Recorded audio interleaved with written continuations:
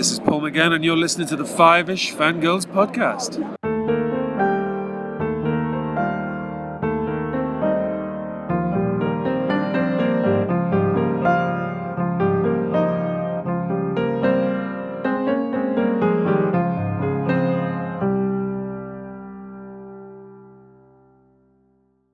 The tangents we continue all the way to episode 320 of the Five-ish Fangirls podcast, and I shall quote Her Majesty the Queen.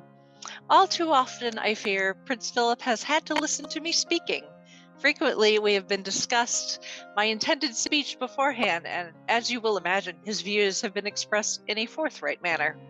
He is someone who doesn't take easily to compliments, but he has quite simply been my strength and stay all these years, and I and his whole family and this and many other countries owe him a debt greater than he would ever claim or we shall ever know. Welcome everyone to this week's episode of the Five-ish Fangirls podcast. So glad you could join us. Let's start off like we do with the ritual table and see who's joined us this week.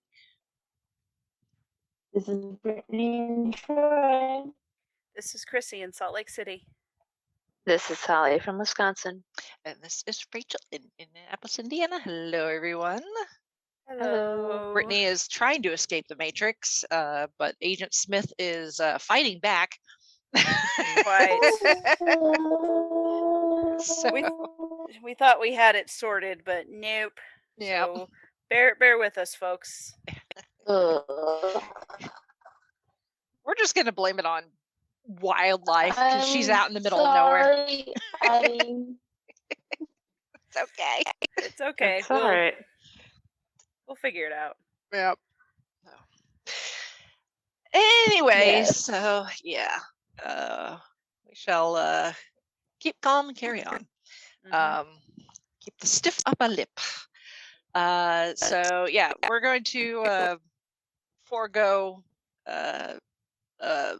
most of our usual trimmings, banter for this week's episode, as unfortunately as has happened several times since we started doing this show, that occasionally things happen, people pass, and we need to take the time to acknowledge said person's passing beyond just our little news segment.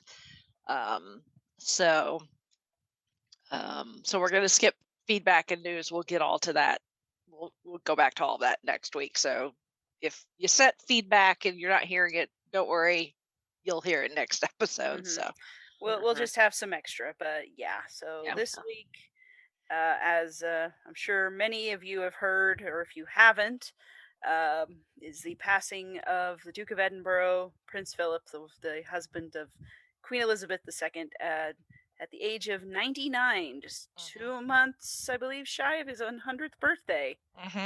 Which I'm like, hey, I'm willing to give him the century. yeah. Prince William in his statement, he said, mentioned his grandfather's century of life, and I'm like, you know what, good enough for me. Yeah.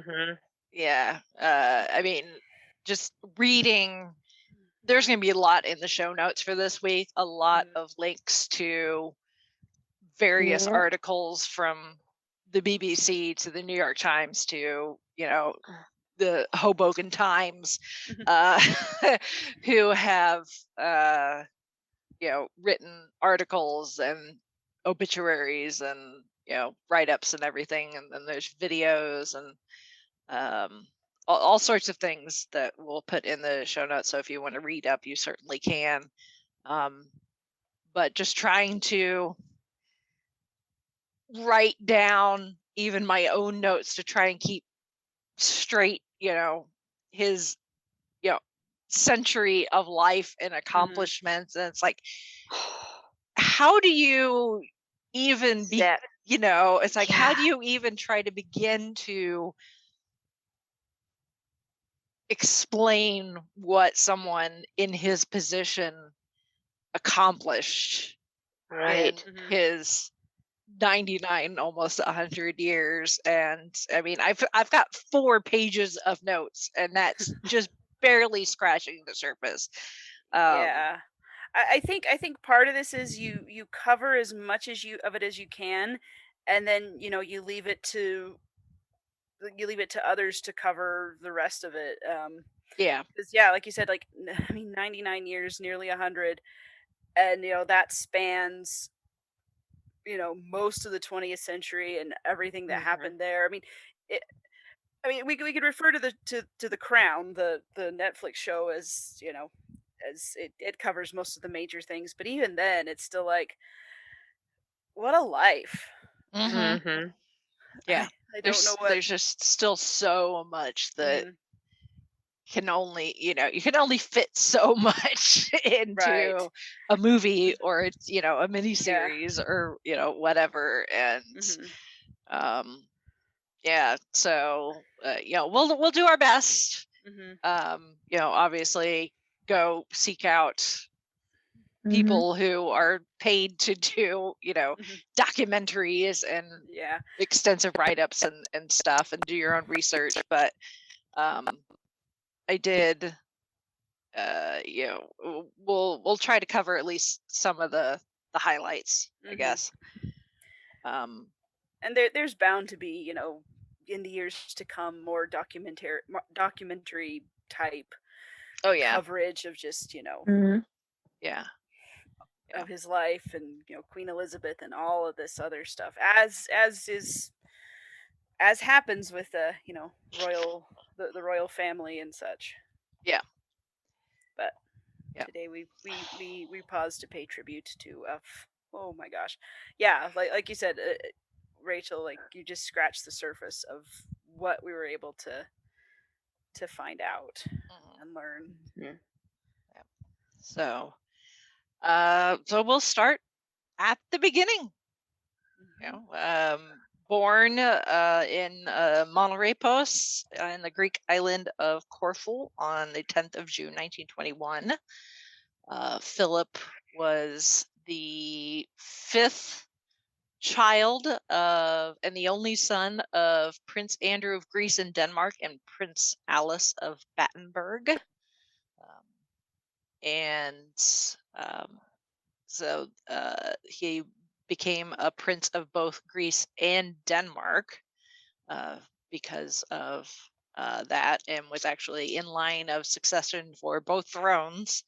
Um, uh, as you can extrapolate, he had 4 older siblings, all girls: Margarita, Theodora, Cecile, and Sophie.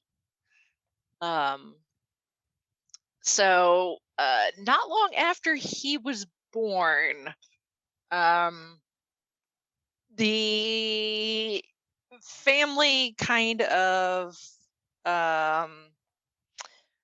started. There was some turmoil, as with a lot of royals in countries all over the world.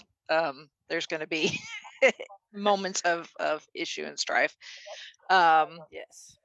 But yeah, not long after. I'll be right there. Sorry.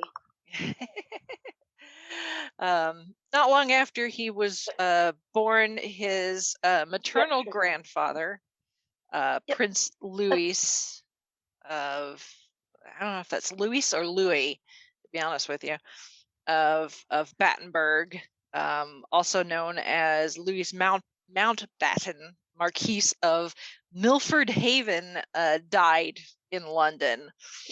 Now Louis, I don't know what it is. What? Well, how? Here's the question: How do Kate and Will pronounce their son's name? Because I think he's named after this relative. Is it Louis? I don't know. I think it's Luis. I think it's Okay. Louis. I think we had this yeah. It's just I know I just know Battenberg is German. So I don't know if that makes a difference on the pronunciation or not. Yeah, I don't know about the German. I just know French, it'd be Louis, but yeah. I think yeah, we had this discussion when young Prince Louis was born. Louis, Yeah. I don't know. Yeah. And I keep forgetting. So Yeah. Will and Kate, apologies. Yes. 'Cause I know I would be annoyed if someone got my kid's name pronounced wrong. Yeah. But and Yeah. I'm not in line to the throne of England. Yeah. Yeah. Say I know someone with their first name is spelled that way, and he goes by Louis. So, but that seems casual to me, so I don't know. I'm not sure either. Yeah, I'm not sure either. So we'll just bounce between the two, probably. Yeah. But either way, his maternal grandfather died. That grandfather had been a naturalized British subject, because he renounced his German titles after he joined the Royal Navy, and adopted the surname Mountbatten, which is an anglicized version of Battenberg, because that was during the First World War, and anything German was not very favored by anyone outside Germany. Yeah. First World War is just a giant soap opera of well, the causes of it, the actual fighting of the war, that's a different story, but yeah. how they got there is just like, really? Yeah. Anyway, that's another story. Yeah. So his family takes off to London for the funeral and memorial service. They come back to Greece, where his father, Prince Andrew, had actually stayed behind, because he was the commander of the Greek army, or a division of the Greek army, and it just so happened that they were in the middle of a war with Turkey. So unfortunately, that war didn't go very well for the Greeks.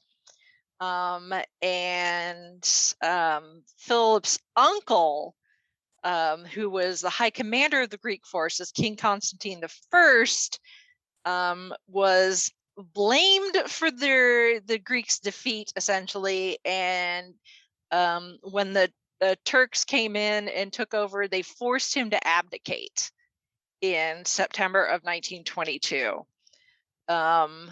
There was Prince Andrew, Philip's father, was arrested, along with a bunch of other people. They ended up, the commanding officer of the army, a general, and 5 other senior politicians were also arrested. They were tried and executed.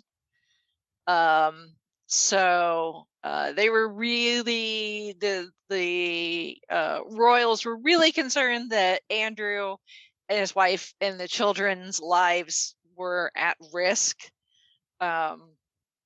So thankfully, none of them were harmed, and actually, the a revolutionary court banished the Prince Andrew, and his family from Greece for life. So they took off and settled in Paris in late 1922. So their lives were spared, but they could never come back to Greece ever again.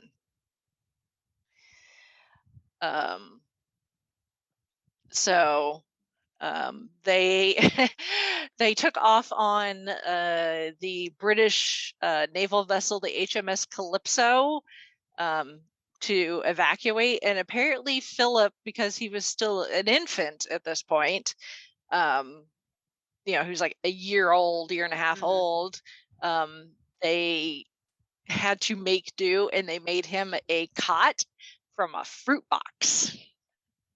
That you Mhm. got little Prince Philip being evacuated to Paris in a fruit crate, essentially.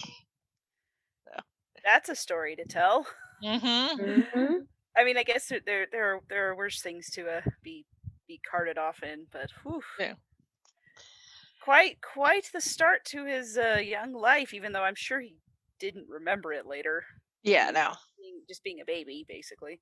Yeah. Yeah. Whoa.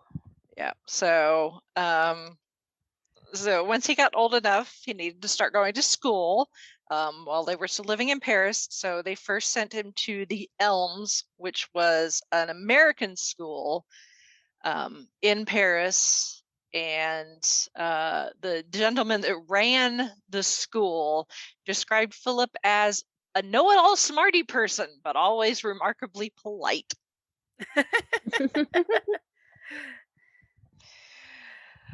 Well, when you've got it, flaunt it, I Yeah. suppose. Mhm. So in 1928, when he was about 7, they sent him off to the United Kingdom to attend a Cheam school. And while he was attending that school, he bounced between living with his maternal grandmother, who was Victoria Mountbatten, Dowager Marchioness of Milford Haven, at Kensington Palace. So he got to know his future home really early. And his uncle George Mountbatten, who was the second Marquis of Milford Haven in Berkshire. So while he's off in the UK going to school, his 4 older sisters had grown up and were getting married. And it just so happened that all 4 of his sisters moved to Germany, and each of them married a German prince. Okay. So I guess the animosity with Germany didn't really make a big difference there. well, not as far as the sisters' marriages, no. No. As far as their choice and husband, Yes. it does come into play though. I can imagine. Yeah. So Mhm. yeah, so all of his sisters get married, all moved to Germany with their respective prince. His mother was diagnosed with schizophrenia and was institutionalized, and his dad took off to Monte Carlo, really never to be seen by little Philip again. Lovely. Yeah. So in 1933, he moved on to a school in Germany, actually, the Schloss Salem, because it happened to be owned by the family of one of his brother-in-laws. So he got a steep discount on the school fees. However, that particular school had been founded by a gentleman named Kurt Hahn, who happened to be Jewish. And in 1933, and going into 34, that was turning out to be a bad thing to be in Germany. Oh boy. So Herr Hahn fled to Scotland and founded a new school called the Gordonstown School, and Philip ended up going there with him to continue his studies.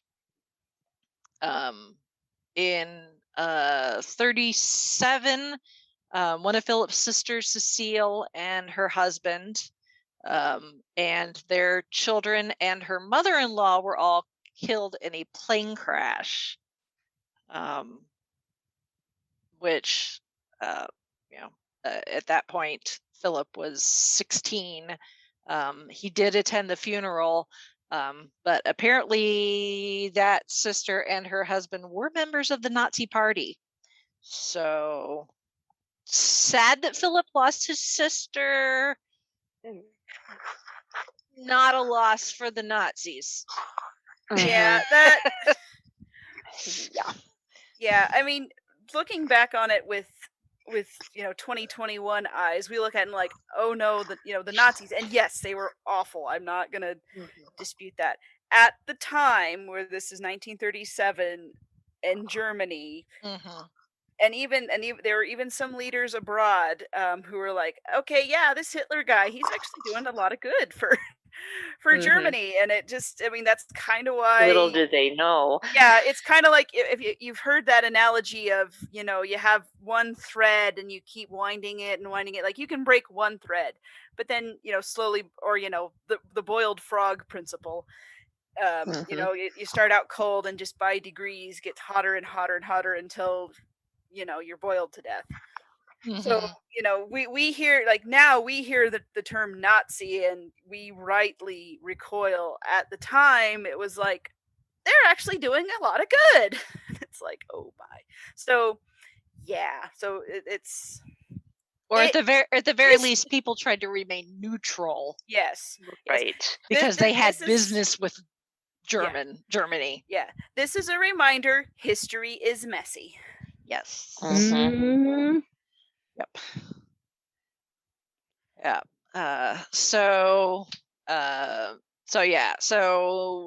Philip finished his schooling in Scotland, and in 1939 he joined the Royal Naval College in Dartmouth.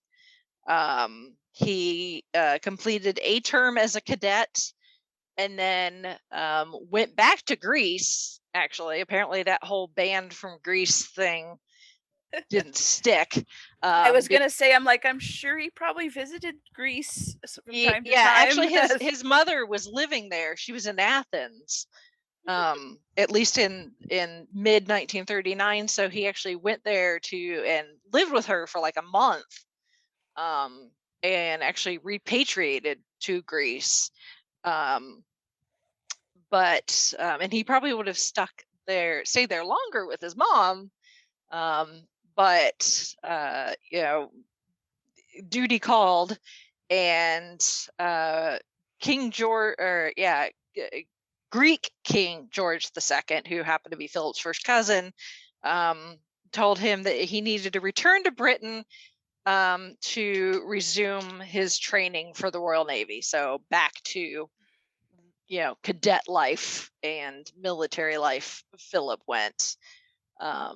But that actually ended up being a good thing, as much as he probably wanted to stay in Greece and hang out with his mom. It ended up being serendipitous that the Greek king was like, no, you need to go back and finish your military training, because it just so happened that not long after he had returned to Britain and to Dartmouth, that the King of England, King George the Sixth, and Queen Elizabeth came for a tour of the Royal Naval College, and they just so happened to have with them their two daughters, Elizabeth and Margaret. During the visit, the Queen and Philip's uncle Mountbatten, asked his nephew to escort the princesses for part of their tour. What's funny is actually Elizabeth and Philip had met briefly like 4 years before, when Elizabeth was about 9 at a wedding. But that wasn't really a significant meeting, unlike this time, where she and Philip really connected, and Elizabeth essentially fell head over heels for this guy. So they began exchanging letters after that visit. So it's like, love letters. I mean, given how long their marriage lasted, only ended because he died. It's like 73 years. That is amazing. Mm-hmm. That is. That's just years married. Yes. Yes. They had known each other, for almost a decade before they even got married. So let's round it up and say probably 83. Yeah. Yes. Thereabouts. So shoot, that's. I mean, when I read, was reading the obituaries and the tributes and things like that, and then I saw the dates and everything. I was like, that is amazing for anybody. But so I'm gonna it's probably not too far fetched to say that's a pretty epic love story there. Yeah. So Philip finished his training for the Royal Navy, graduated from Dartmouth in 1940. World War II is still occurring at this point. So he ends up joining the British forces and serving. It just happened that two of his brothers-in-law that were still, obviously one had passed, but he had two of the three remaining brothers-in-law fought on the other side for Germany. So that could put a damper on family reunions. Yeah. Imagine Christmas was kind of awkward. Yeah. Just a smidge. So he was appointed as a midshipman in January of 1940. By February of 1941, he had moved up to sub-lieutenant. Then he was promoted to lieutenant the following July in 1942. And then in October of 42, he became the first lieutenant of the HMS Wallace at the age of 21. He bounced around from like ship to ship to ship to ship for during his times, especially during World War II. So you can read up on if you're someone who's like really into ships and names and histories of ships, you can go look that up. But I'm not gonna be like, and this ship and then this ship and then this ship.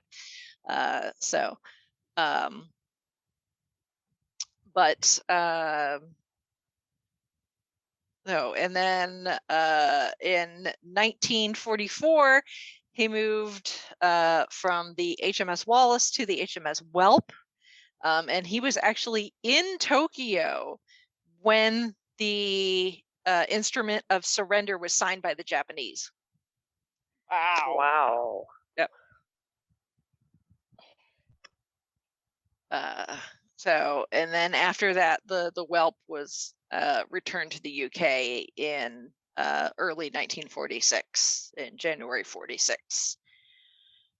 In the meantime, while he's serving on all of these ships and stuff, he and Princess Elizabeth, are still exchanging letters. She actually served in World War II herself as a working on engines, like car engines.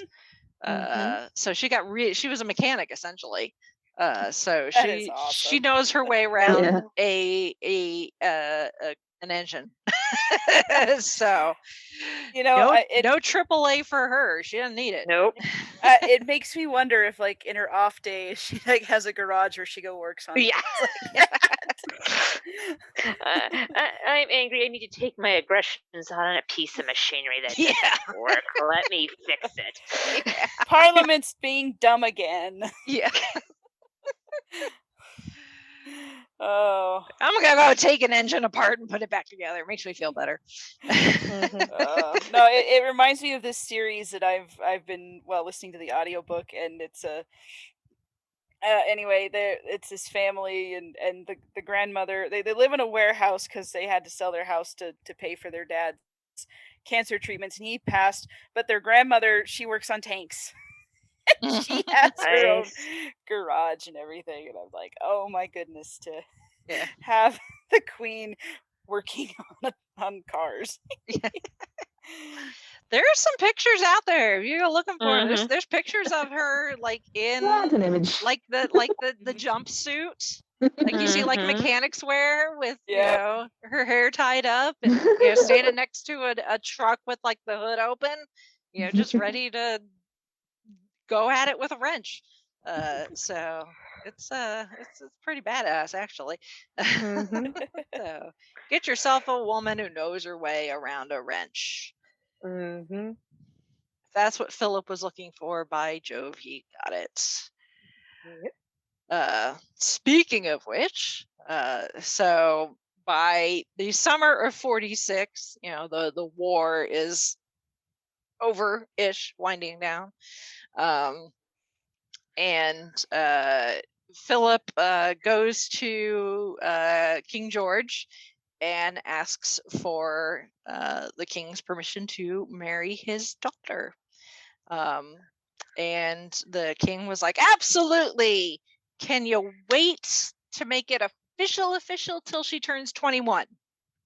Which wouldn't be till the following year in 47. They're like, okay, no problem. We can wait.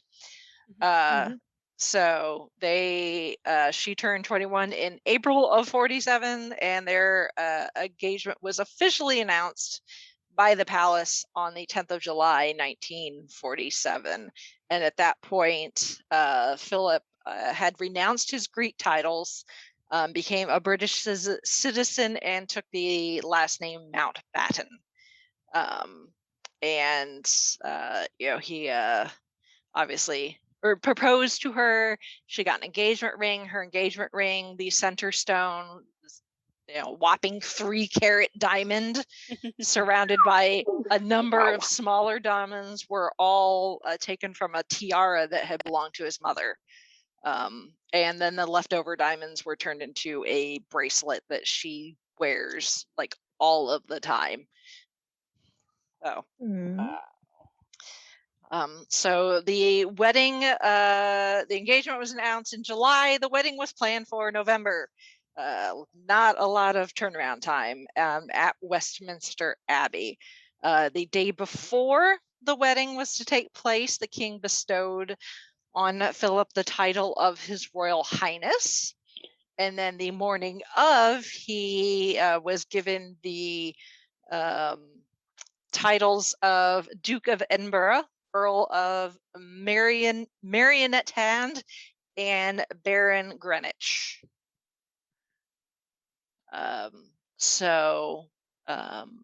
They got married at Westminster Abbey. This was any bride that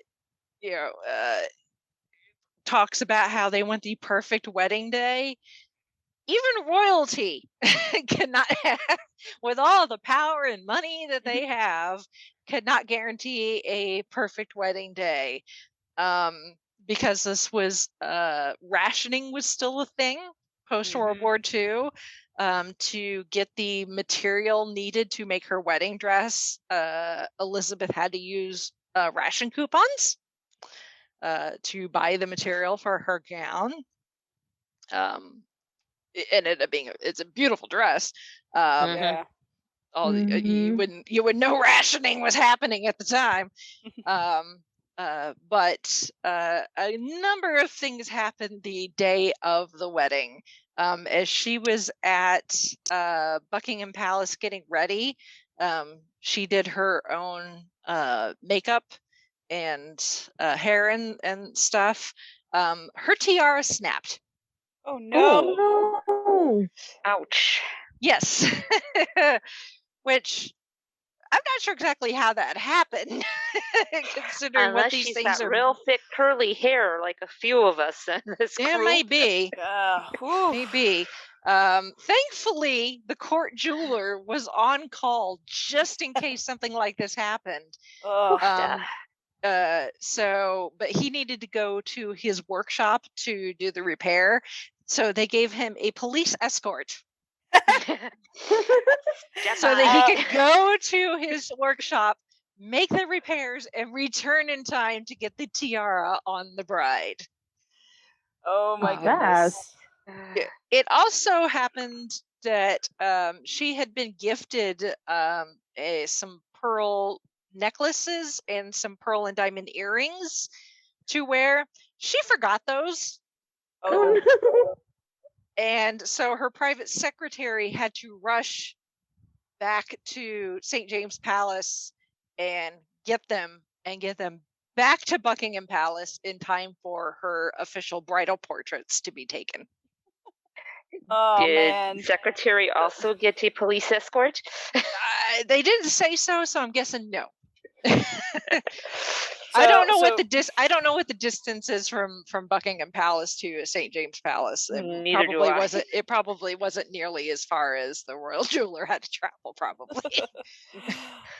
So anyone out there who, has gotten married or will get married and is planning and freaking out about, everything has to go off without a hitch, just, take heart in the fact that Queen Elizabeth's wedding had a few hiccups of its own. Yes. So yes. don't stress. Yep. Like if the future Queen of England can't have a picture perfect wedding day without any hiccups, then you can live. Yes. And it will be a funny story to tell later anyway. Yes. Yeah. Obviously the ceremony ended up happening. They got married. It was aired over BBC radio. About 200 million people around the world listened in. So they got married, and after their honeymoon, they moved into Clarence House, which is in London. And they got Philip actually went back to back to the Navy and did some work for them, and Princess Elizabeth started taking on some of the official duties of doing like events and stuff on behalf of her father. And also in the process, they had 2 kids. Charles was born in 1948, and then Princess Anne followed in 1950. Philip continued his naval career until July of 1951. But even though he technically finished his career in 51, he still received a promotion and received the rank of commander in 1952. Probably because he was the husband of the Princess of Yes, would be my guess. Yeah. Like when you're like commander sounds much better. Yes, when you're married into the royal family, you get stuff like that. Yes. So at this point, the early 1950s, the king's health is starting to deteriorate. So both Philip and Elizabeth, or the Duke and Duchess of Edinburgh, start undertaking more and more royal duties. They did a tour of Canada in 51. In late 1951, and then in early 1952 they began a tour of other Commonwealth countries, and they were in, and this was depicted in the Crown fairly accurately, at least as far as official memoirs and memories go. They were in Kenya when word came the king had passed away on the 6th of February 1952, which essentially technically immediately made Elizabeth queen.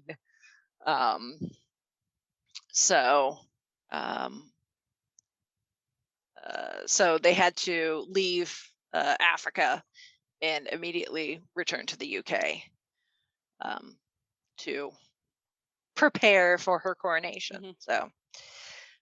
So she was officially crowned queen on the 2nd of June, 1953. And this started the first kind of tussle between this monarchy and the establishment that had just kind of gone along with tradition up until this point, I think is the best way to put it. Because when a monarch comes into, being, taking the throne, their royal house has to be given a name, and that's kind of like the lineage, the legacy. Yeah, it's like sticks. Like most people, they have a surname, a last name, a family name. Royals, they have their house. That's instead of a last name. That's what. And that's how they tend to be referred to. Like, if we talk about like the Tudors. Yes. Things like that. Yeah. So talk about you'll hear. finish. Yeah, Henry Tudor. That's his name. Tudor is basically his last name. Yeah. But anyway. Yeah. So. Philip's uncle, Lord Mountbatten, suggested House of Mountbatten. Philip suggested House of Edinburgh, because that would be a good compromise, because that's both of their kind of titles as Duke and Duchess. But Queen Mary, Elizabeth's grandmother, and the Prime Minister at the time, Winston Churchill, both went to Elizabeth and was like, no, that name, the house name is House of Windsor. It should stay House of Windsor. And she sided with her grandmother and the Prime Minister, which Philip, obviously he didn't much have he didn't have a dog in this fight. What she said goes. Right. That didn't mean he couldn't complain, and apparently he privately said, "I am nothing but a bloody amoeba. I'm the only man in the country not allowed to give his name to his own children." Yeah, that was, I mean, if the crown, if it is as accurate as they say, I mean, there is definitely something about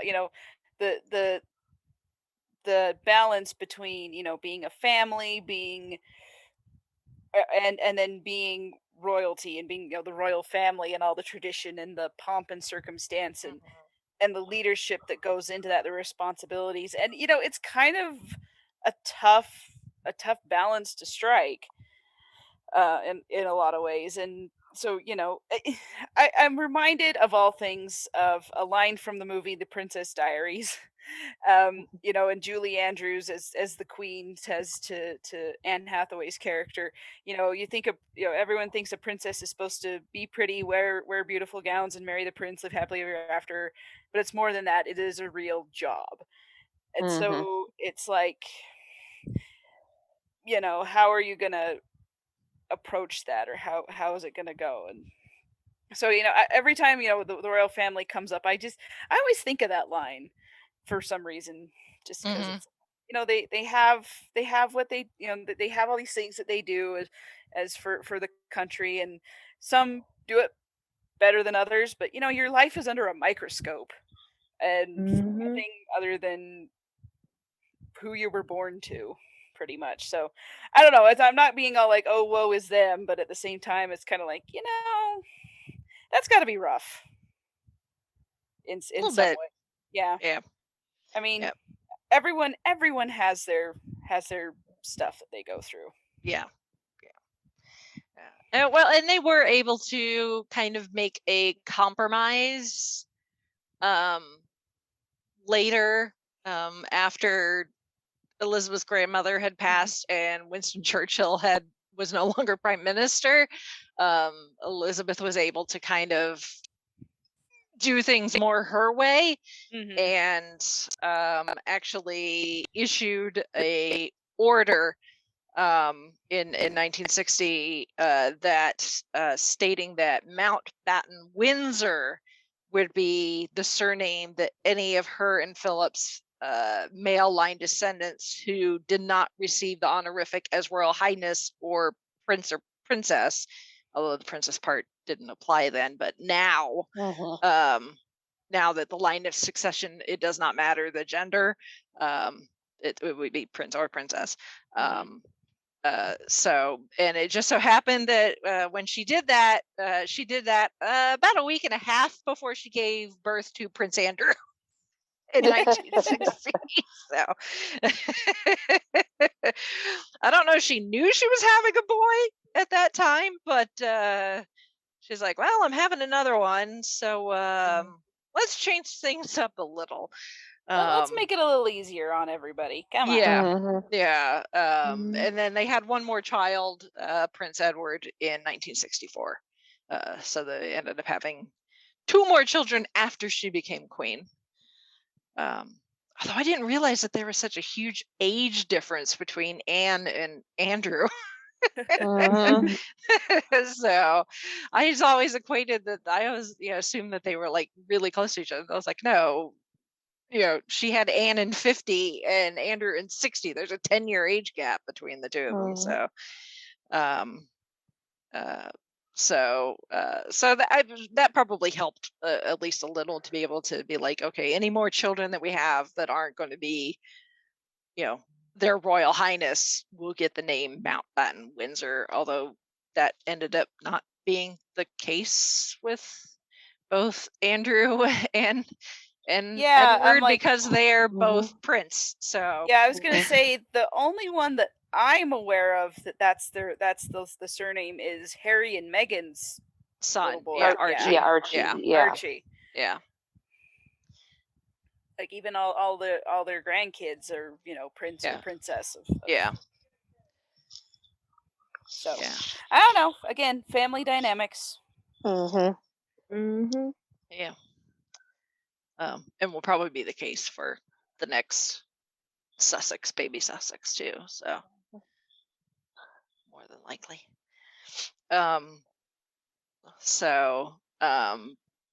But even before that, even with the royal, house name, right after Elizabeth became queen, she made sure to acknowledge that Philip was going to be an integral part of her reign, and actually announced that that the Duke was to have place, preeminence, and precedence next to her on all occasions and in all meetings except where otherwise provided by Act of Parliament. So essentially, he would go with her to anything and everything and have just as much not just as much power, but he'd be like she's Captain Picard and he's Riker. So he would technically outrank even Charles, except in Parliament. Although Philip would escort Elizabeth, or Her Royal Highness, to Parliament for the annual state opening ceremonies, but he was just there as her escort. He did not have any political power in Parliament like she does. There's that, and he also took on other royal duties on his own, not just as as Elizabeth's number one. In 1956, he actually, with Kurt Hahn, so he kept in touch with his former school teacher, I guess. They founded the Duke of Edinburgh's award, that is given to youth to give them a sense of responsibility to themselves and their communities. So kind of a civil service award, but for youth. And he's actually, I think I read somewhere, I don't know if I can't find it now, but apparently that award has been given out to like millions of Wow. youth in the time that it's Huh. at various, apparently I guess there's like levels or something to it, but yeah, it's but it's given out to youth for who are exceptional in volunteering and doing things in their communities and stuff. And it's actually expanded beyond the UK to the Commonwealth too, so Australia, Canada, places like that, India. So between all of those, it's been given out to a large number of youth. And then from 1956 1957, he did kind of a world tour aboard the HMY Britannia. And it included him going to Melbourne, Australia to open the Summer Olympics in 56, and visiting the Antarctic, which gave him the honor of being the first royal to cross the Antarctic Circle. He was quite the adventurer. Yes. He was. I mean, there was that episode on The Crown where they make a big deal about him flying a helicopter or flying, like learning to fly, and it was just kind of like, okay, I had no idea he was, into that kind of stuff, but it's not like I. Oh yeah, that's why he enjoyed being in the Navy, in the doing his military service so much. I think he even said in an interview, if he hadn't had to not necessarily give up his military career, but step aside to focus on his royal duties, that he probably would have made a life out of it and probably died in the line of duty, defending his country, probably. So but it made him a very, very worldly person. It made him very aware of other other cultures and other people of other countries, and food, which I'll expand upon that here in a little bit. So he, things like things award and stuff, were things that he started fairly early on after Elizabeth became queen. But his biggest thing, and the one that I want to make sure we touch on, is, and this is something that I think probably a good number of people don't realize, that this is kind of the bread and butter of the royals, is their charity work. The queen does have some political power. Any laws passed by Parliament have to go by her, and she has to give her okay. I don't know what happens if she said no. So she does have some political power. But I think when people think of the royalties, they think of them like doing ribbon cuttings at like train stations or something, and they do some of that, but they do a lot of work, not necessarily public, for lots of different organizations. Go ahead, Chrissy. Well, I was just going to say, like, following the royal family Facebook page, it'll talk about the different royals, and they're a patron of this charity or that charity or that kind of thing, and so it's like, I get the feeling that, I mean, I read a lot of historical fiction and historical romance, which I know is not entirely accurate. But the whole idea of, you have the idea is you have this title, you have this sort of power, so to speak, or you're very visible, so there is a big push to do good works, to do charity, and to bring awareness and to things. And this has been going on for a couple centuries or more. And so seeing what they do, and we've seen articles of, with William and Kate going to talk about mental health, and meeting with people, and like in the last year, I just saw a bit about, I think it was the Princess Anne, going and talking to medical um, personnel, with the virus and stuff like that. So it's, I mean, yeah, in America, we're kind of thinking, well, we're not part of this. Why should we care?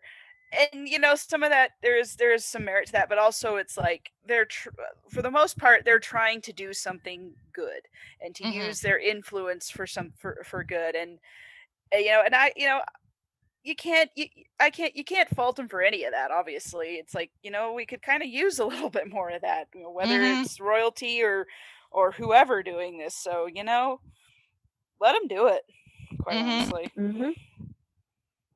Yeah. According to the official website for the royal family, over the course of his life, the Philip was associated either as president, patron, honorary member, or some other capacity with almost 1,000 organizations. Wow. Oof, yeah. Yes. Yeah. And each of the royals has kind of their focus, like Chrissy was saying. Now that the younger royals, especially William and Catherine, they've received patronages as, as we get here to Philip's final years, but also Her Majesty the Queen have started to lessen the amount of work that they do. So they passed on some of those patronages to the younger royals. But they also have subjects that are important to them, like mental health. And in the Duke's case, he was really he really liked to focus on the environment, industry, sports, and education. He also has a lot of military patronages too, which both William and Catherine have taken over most of those in the last probably 5 years or so, because the monarchy is the head of the military as well, kind of like the president here is technically the head of the United States military. Yeah. So you can actually go on the royal website and look at all of the patronages that every member of the royal family has been associated with, from Her Majesty all the way down. And you can search by like subject, or you can just look at by a particular member of the royal family. And I filtered it to just the Duke of Edinburgh's, and it's a long list. Everything from the UK Lawn and Tennis Association, which is essentially the organization that does Wimbledon, which I think Kate is now actually the patron of, and to whatever, take your pick. He's been involved with just a sheer number. He was president of BAFTA for 6 years between 1959 and 1965, and actually they just had the BAFTAs, and they made sure to acknowledge him. One, it's a British institution, it's the British essentially equivalent of the Oscars, but he was a former president of the organization. So they made sure to acknowledge him at the most recent ceremony. He was a patron of the British Heart Foundation for over 50 years, which, considering the number of times that he had been hospitalized for cardiac issues, I imagine that was something that, no pun intended, was close to his heart. So sorry about that. But one that I did not realize until I saw it was shared on Instagram. But he helped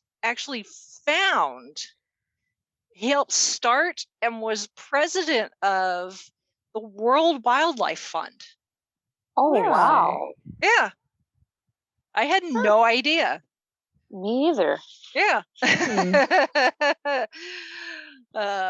He had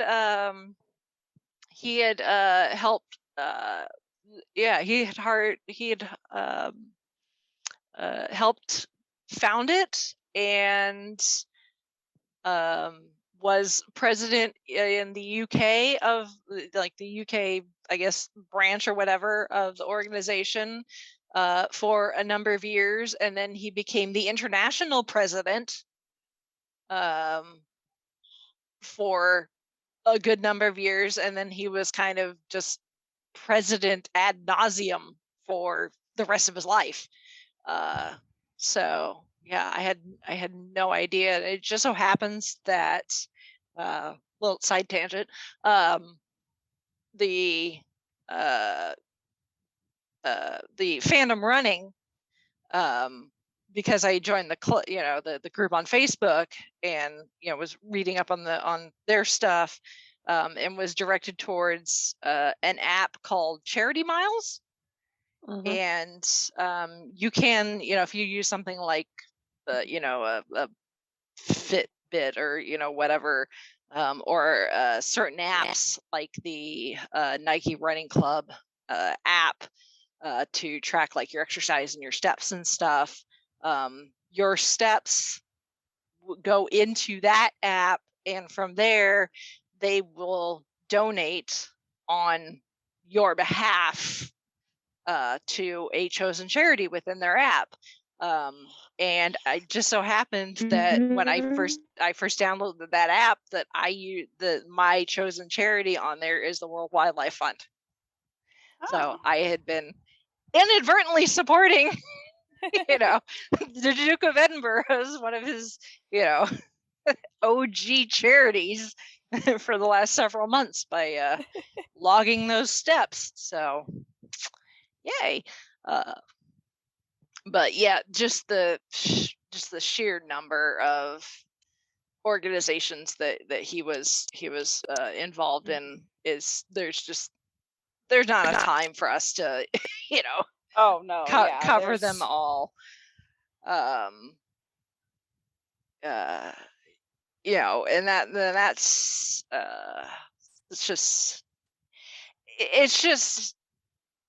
it's seeing things like that, and now especially with social media, obviously things have had to be less active because of the pandemic and stuff, but even with the pandemic, that the royals have really tried to still be as active with their charities and patronages as much as they can, whether it's doing Zoom calls with local food food pantries that are helping give out food to people that are have lost their jobs because of the pandemic, or even the Queen. There's been a picture, images of the Queen using Zoom to talk to people from different organizations and stuff. So it's like, it's very cool that even with this going on, and because of the pandemic, they have done things. Catherine has helped put together a book of because she's really big into art and photography, is what she studied in college. And she's a really good photographer too, if you've ever seen any of the stuff she shot. She's got a good eye. She put together a campaign and had people from around the UK submit images that kind of encapsulate, like find an image that kind of encapsulates your experience with the pandemic. And they took like the top 100 of them. had a committee pick 100 of them, and they've put together this book now that people can purchase, kind of a coffee table type book. And I think some of the proceeds of that book are going to some of the charities and stuff to help support people that have been hurt because of the pandemic. So it's things like that are like, yes, this is why the royals are important. For however you feel about the drama and politics and whatever, it's like there are so many organizations that would probably struggle to stay funded if you didn't get a name like the freaking Queen of England to be like, oh, look at this charity, and all of a sudden people are like, here, take my money, here, let me buy your product, or whatever it is that they do. Yes. You can't get better PR than freaking Queen of England. So. Yeah, if you're like, complain about it all you want. They have a place in our world, in our society and culture to an extent. So. Yeah. So yeah, over the course of his life, the Duke of Edinburgh was a very busy man. Between his charity and patronage work, and his duties as both husband, father of the future King of England, and consort essentially to the Queen, essentially the person who is the Queen's biggest supporter, the person she can turn to no matter what. So and in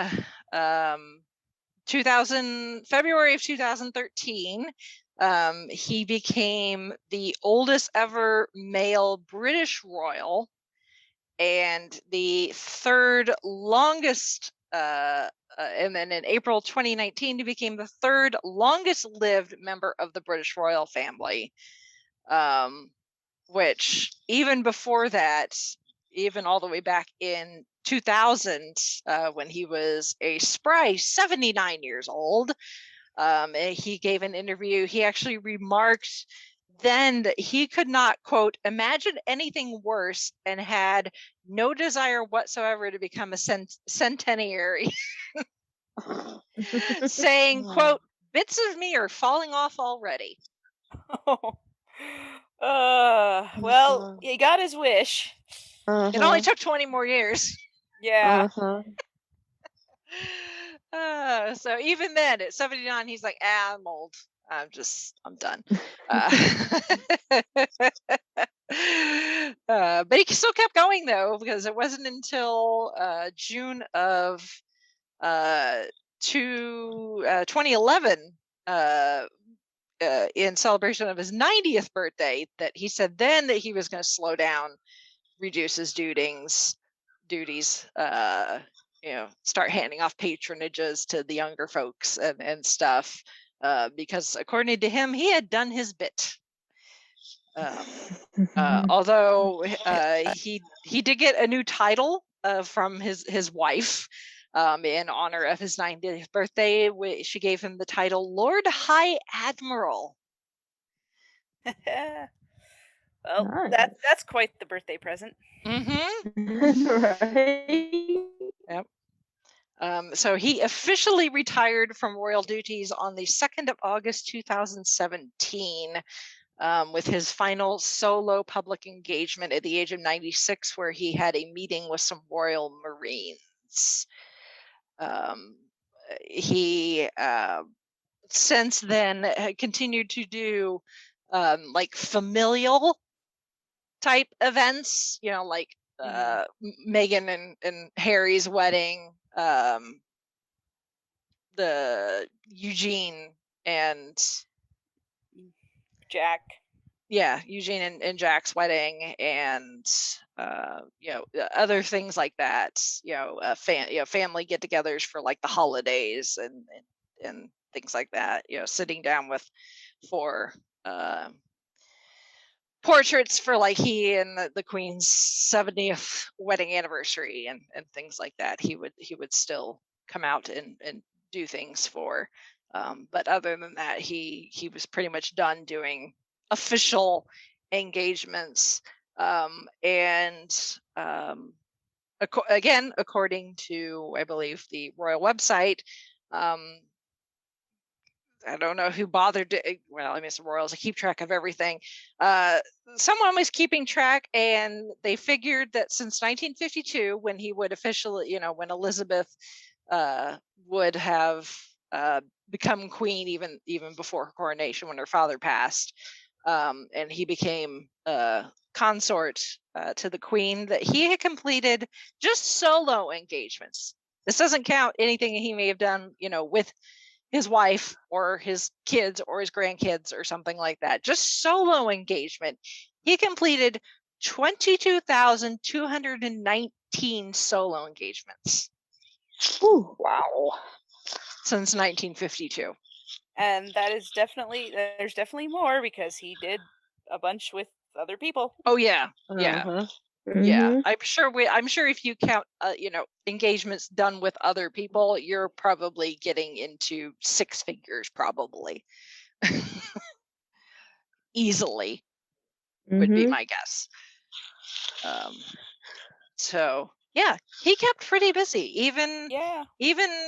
as seemingly every so often, he would have something happen with his health. He's been hospitalized off and on for this, that, and the other thing, heart issues, bladder infections. Some things you could kind of expect when you get to a certain age. It was planned, but he had a total hip replacement 6 weeks before Meghan and Harry got married. Wow. So when you see him walking on his own at Harry and Meghan's wedding, that is 6 weeks post-op, full hip replacement. The man was a badass. Honestly. I was struggling, 3 months after having my gallbladder taken out, and that was not, having an entire joint replaced. As I understand it, it's like, I mean, the family life was really important. Yes. Is really important to the royal family. So, getting to a grandchild's wedding, oh yeah, that, I mean, it's one of those things that I could see both Prince Philip and the Queen being like, no, you're going. He's like, no, I'm going. We're gonna do this, and I don't care. If you have to wheel me in, I'm going. I'm gonna be at that wedding. Yeah. But to have him, walking on his own after having his hip replaced so soon, whew, hats off to you, man. Well, for people that have lived long lives, you see interviews with people that have lived into their 90s and sometimes triple digits, and they ask them, what's your secret to long life? And a lot of them will say keeping busy. Not acting your age helps quite a bit. Keeping yourself mentally young helps keep you feel physically young. And he did do that. I mean, he played polo for the longest time. Like Chrissy mentioned, he was an avid pilot. He started flying lessons in 1952, and by the time he turned 70, he had accrued over 5,000 pilot hours. And funnily enough, there in 2014, there was a report that an old newsreel film had been discovered of when Philip was doing a flying tour of South America in the 1960s. And apparently in this film, he's piloting, the aircraft, and his co-pilot was Captain Peter Middleton, Catherine's grandfather. Oh, wow. Talk about a small world. Yeah. Yeah. He was an avid painter. He apparently was a huge foodie. I promise I get back around to this.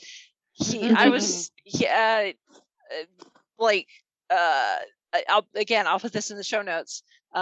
This video is from like a year ago, but it's an interview with a former royal chef, and while he's speaking, he's demonstrating how to make actually one of Prince Philip's favorite meals.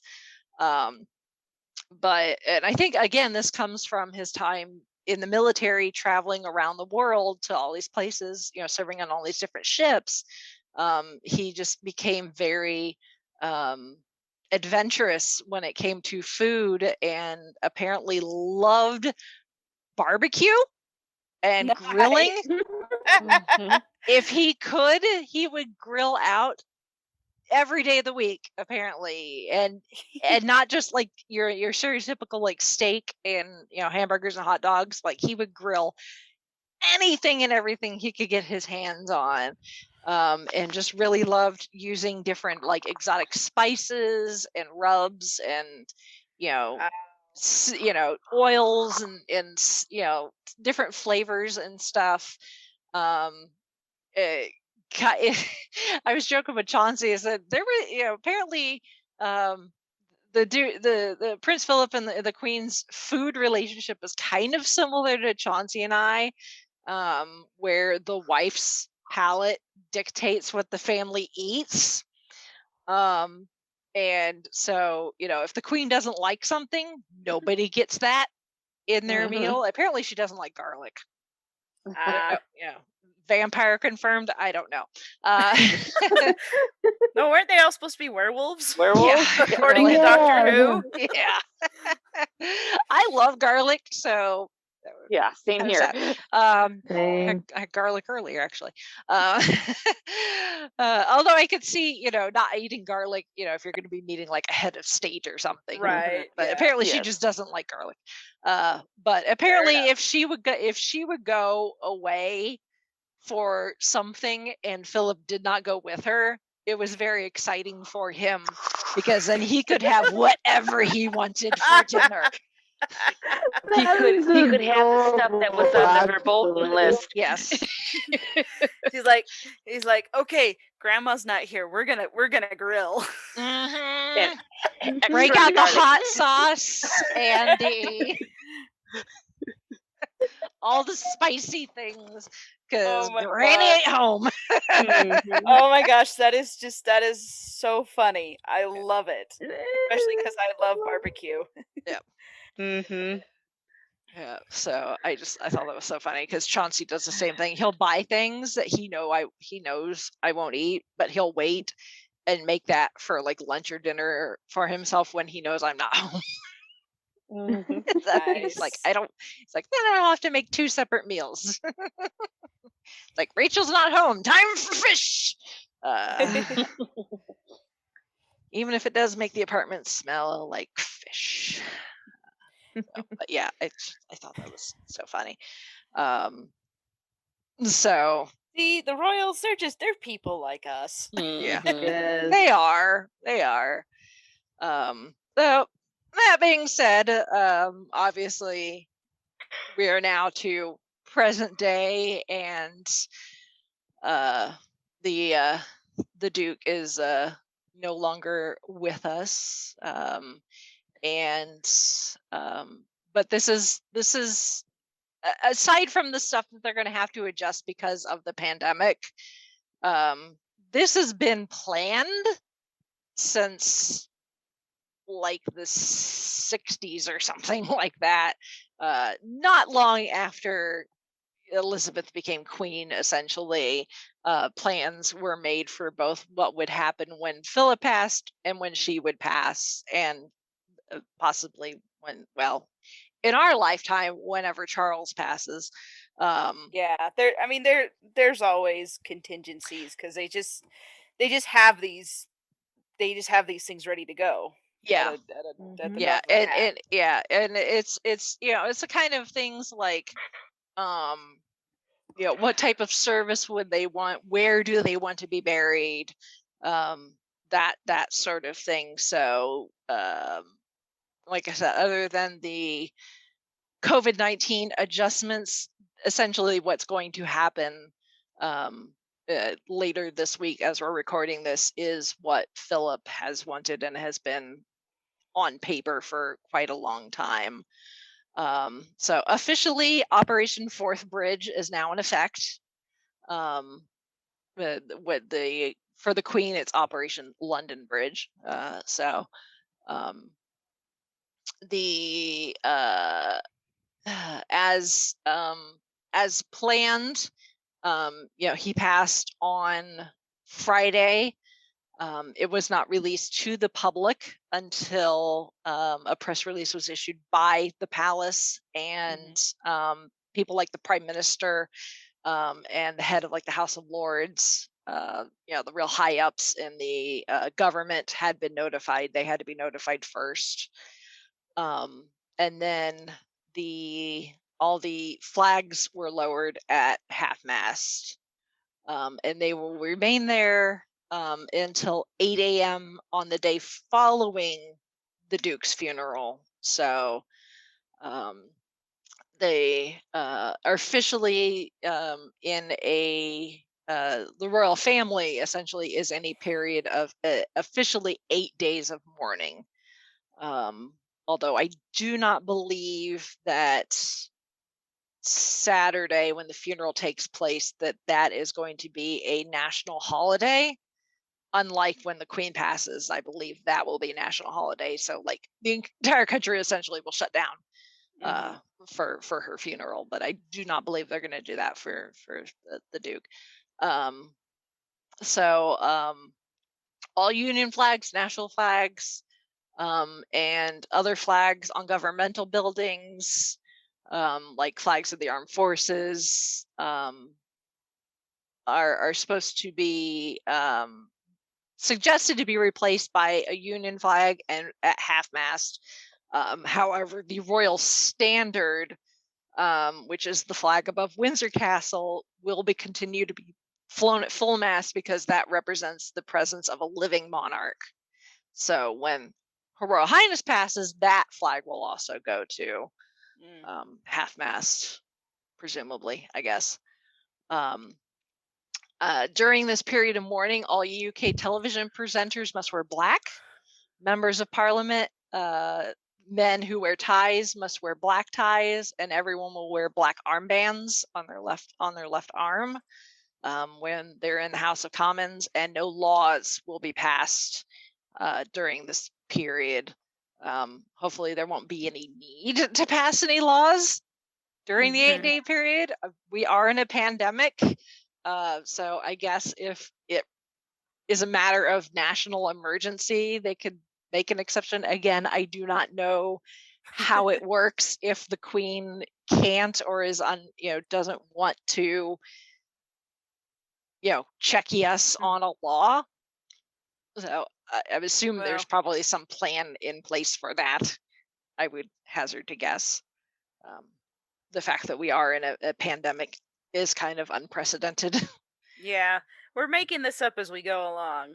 A little bit. But yeah, no laws are supposed to be passed during the mourning period. The BBC suspended all non-children's programming on Friday, so that they could show other things, special reports, all sorts of things. And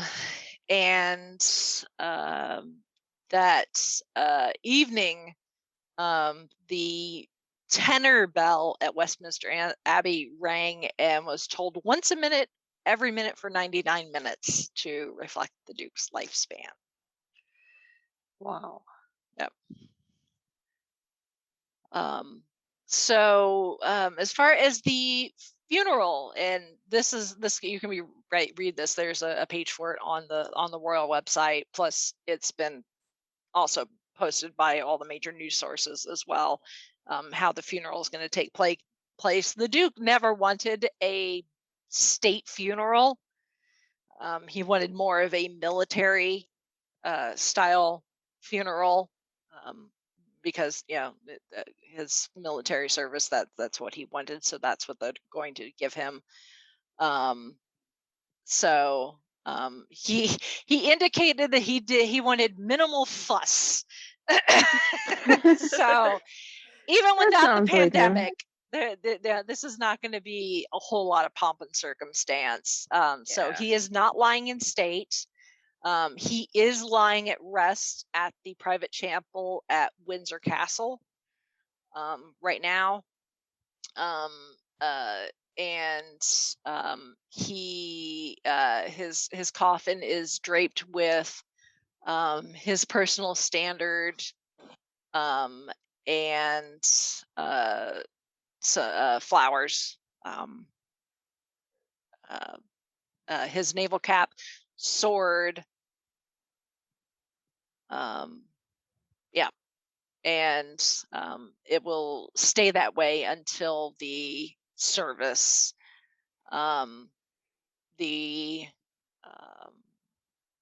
So the ceremony is going to be on the same level as far as pomp and circumstance to the Queen Mother's funeral and what they gave Diana after she passed. And it is expected to be televised. So check your local. Yeah, I know. I was watching probably BBC on YouTube probably will be the easiest, more likely, or the BBC website. And I know one of the major networks here is going to be airing it at 9:30 Eastern time. Yeah, to watch. So yeah, check local listings. Yeah, because the ceremony is supposed to take place at 3 p.m. UK time. Right. So it's planned for the Saturday, the 17th of April. It is going to be the pallbearers are going to be some guards, and his coffin will be carried by those grenadier guards from where the Duke the coffin is lying at Windsor Castle, to being transported to St. George's Chapel in a Land Rover that Philip helped design. Of course. Yes. They are expecting representatives from the various military organizations, the Navy, the Marines, the Royal Regiment of Scotland, Royal Air Force, to be lined up on the route, and some of the family members are expected to walk. I think we all remember the image of young William and Harry walking behind their mother's coffin.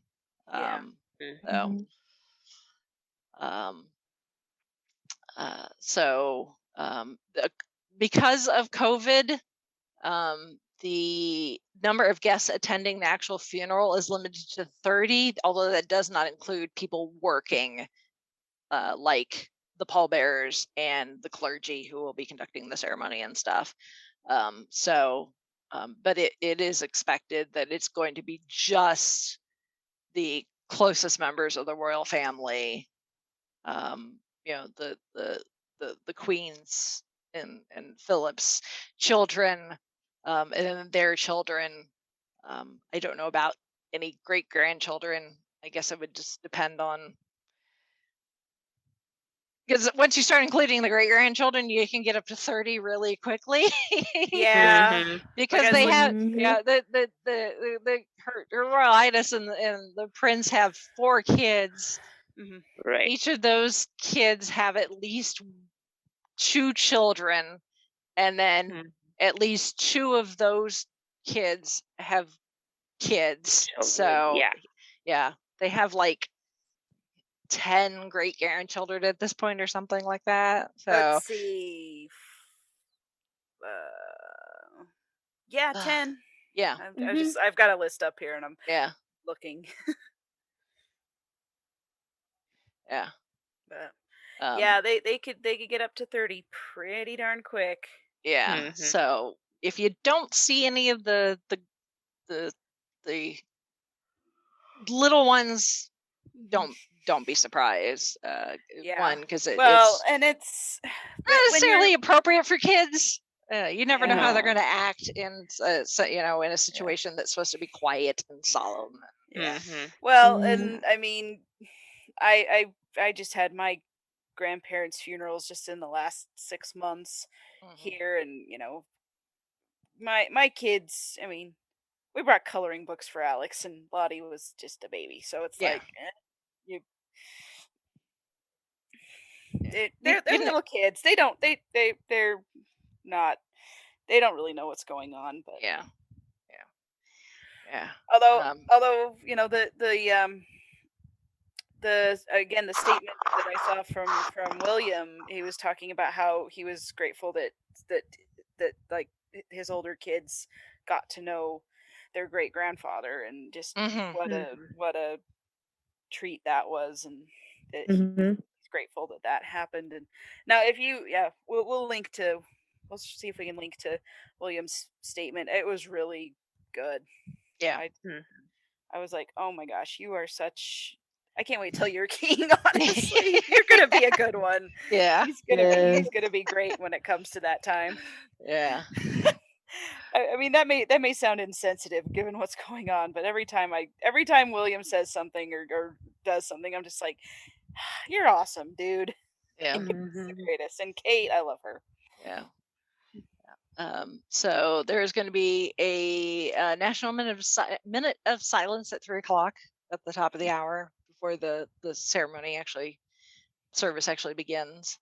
The Dean of Windsor and the Archbishop of Canterbury are going to perform the service, and they're expecting the Duke to be buried at the Royal Vault at St. George's Chapel, where Her Majesty is eventually is expected to be buried there too once she passes.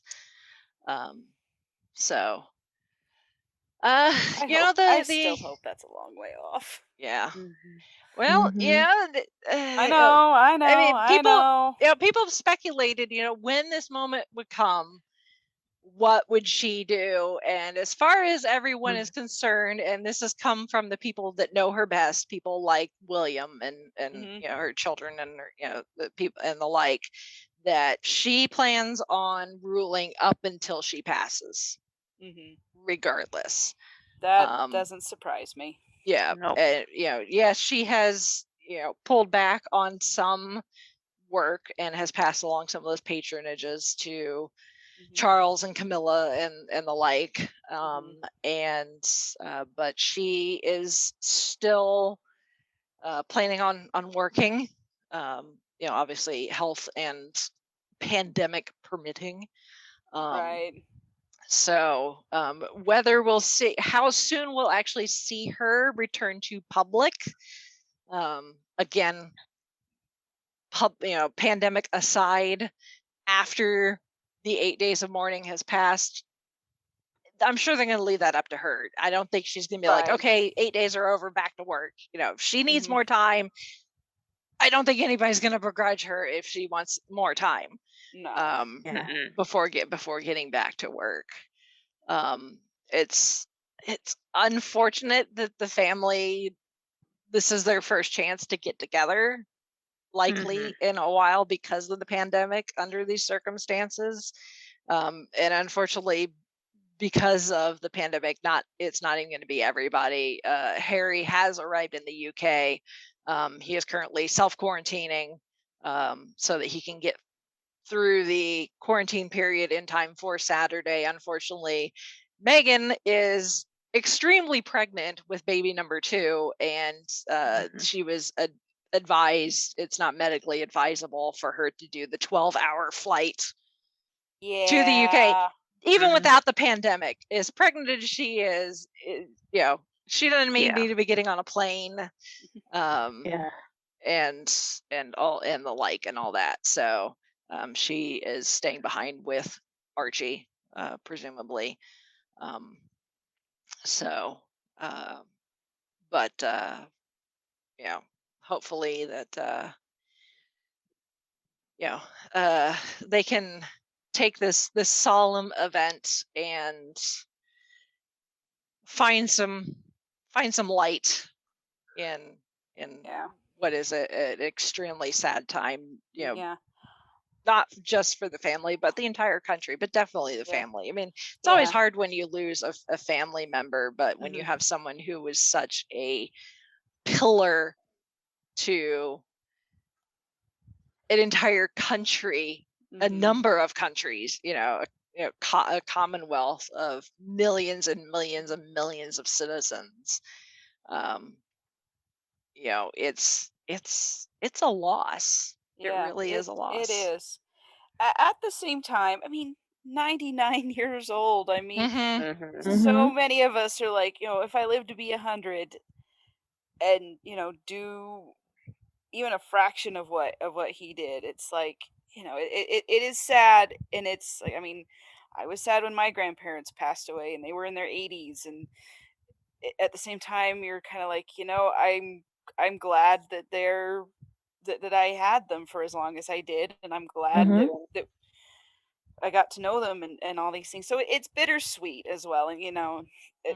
I mean, especially if they have health problems, which it kind of seemed like Prince Philip had his share of that as well. So it's sad, but it's also a celebration of his life and looking back on the things that he did and the legacy that he lives or that he left behind. And the the example he left for his family and also for the entire world. So yeah, it is sad. I am not going to diminish that at all. I also feel like it's a time to celebrate to an extent. Mm-hmm. Yes, you Let's can celebrate a light. mourn the life Mhm. lost, but celebrate the life lived. Yes, Mhm. of a life very well and fully lived. Mm-hmm. Very much so. And if they've been discouraging people from leaving things like flowers and balloons and stuff outside the various residencies. They although people have still been Well, doing yeah. so. But if you are inclined to make some sort of token, in honor and respect, or in memory of whatever, whether one of his patronages is something that maybe personally affected you in your life or something, or just as a show of respect. Look at those list of patronages and see if you can give a financial contribution, Mhm. and help continue the Duke's work. Yes. Yeah, and there's also an online condolence book that you can leave your wishes to the family. Mhm, Um, it's on the royal family website. mhm. Shouldn't be hard to find. Yeah. As long as you can get to it. I tried to get to it the other day and it just sat and just ran and spun. Yeah, I was like, I imagine a lot of people are trying to get to this website right now. I will come back later. yeah. Just keep checking back. I finally got through and left a little note and just Yeah. because those. I mean, I'm sure there's like hundreds and hundreds of people, millions of people leaving notes. It just, I don't know. I always felt nice, when someone just said something about when my grandparents passed away. So I just Mhm. was like, Yeah, absolutely. I mean, anyone who's lost a loved one, likes, I'm sure, Mhm. appreciates the acknowledgement, even from people Yeah. that they don't know. That Mhm. like it's just one of those things as human beings that just connects us is Yes. love and loss. Yeah. Um, And that is something, for all our differences and for all the whatever going on, that's one thing we all understand. Yep. Yep. So And like I said, of course, we will try to. I will, as many links as possible in the Yeah. show notes for this week's episode. So Yeah, and definitely we missed talking about so much. So yeah, check out those other tributes. Check out there's video interviews or videos of things that they've done in the past, speeches and whatnot. Just whatever you're inclined to check out, do so. yeah, there's a lot out there. So please enjoy what we link to on our website. Yep. Enjoy the rabbit hole of history. Yeah. It's fascinating, absolutely Very. fascinating, the history. Yes.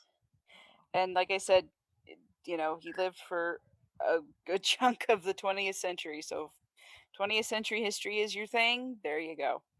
And again, our website is the5ishfangirls.com. We will forgo any of the usual stuff that we do that we plug at the end. Shameless self-promotion. just out of respect, but it'll return in due time. Yep. So with that, we shall sign off for this week. This is Brittany and Troy saying goodnight. This is Chrissy saying goodnight from Salt Lake City. This is Holly from Wisconsin saying good evening. And this is Rachel in Indianapolis, Indiana, and I will leave you all with part of Harry's statement that he made in remembrance of his grandfather. He has been a rock for Her Majesty, the Queen, with unparalleled devotion, by her side for 73 years of marriage, and while I could go on, I know that right now he would say to all of us, beer in hand, oh, do get on with it.